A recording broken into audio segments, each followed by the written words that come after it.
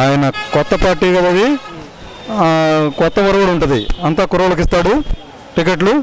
ఇప్పుడు వరకు కరప్షన్ లేని వాళ్ళని జాయిన్ చేసుకుంటున్నాడు పార్టీలో. కొద్దిగా నీతి ఉండిద్దని అనుకుంటున్నాను. 4 ఏళ్ళ పరిపాలన అంటే వరస్ట్గా ఉంది.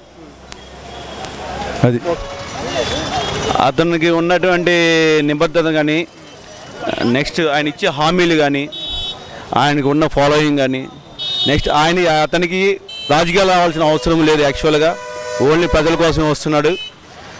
ఆయనకున్న ఏ సంవత్సరానికి 2 సినిమాలు చేసుకున్నా కానీ 100 కోట్లు మినిమం సంపాదించుకోగలడు. అతని అవసరం కానీ డబ్బు కోసం తాపత్రపడే మనిషి కాదు, పోరాడబడే మనిషి.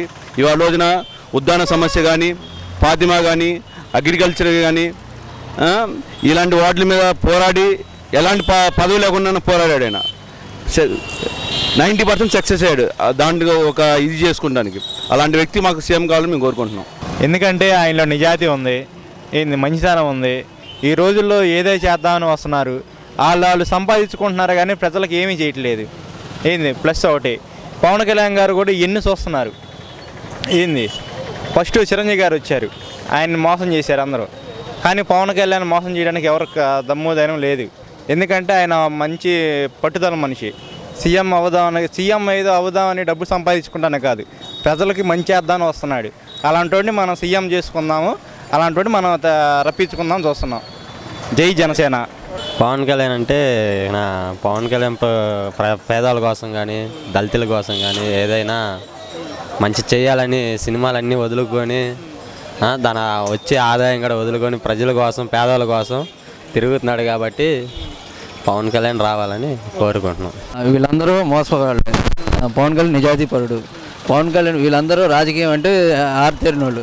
పవన్ కళ్యాణ్కి అయ్యేం తెలియదు, నిజాయితీకి చేయాలని వచ్చాడు, నిజాయితీకి చేస్తాడు. పవన్ కళ్యాణ్ రావాలని కోరుకుంటున్నాం. ఎందుకంటే ఇప్పుడు కొంతమంది పెద్దవాళ్ళు ఉన్నారు కాబట్టి వాళ్ళకి ఏమైనా చేయాలని చెప్పి తను కృషి చేస్తున్నాడు. ఇప్పుడు వరకు కొంతమంది స్టూడెంట్స్కి ధర్నాలని అవి లేకుండా కొంతమంది ఎగ్జామ్స్ బాగా జరుగుతున్నాయి. అందువలన పవన్ కళ్యాణ్ వస్తే బాగుంటుందన్న.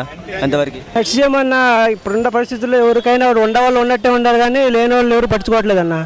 అదిగాక ఇవన్నీ పెట్టేసి కొత్తగా ఉండలేక నెక్స్ట్ ఏమో మన జనసేన వస్తారన్న.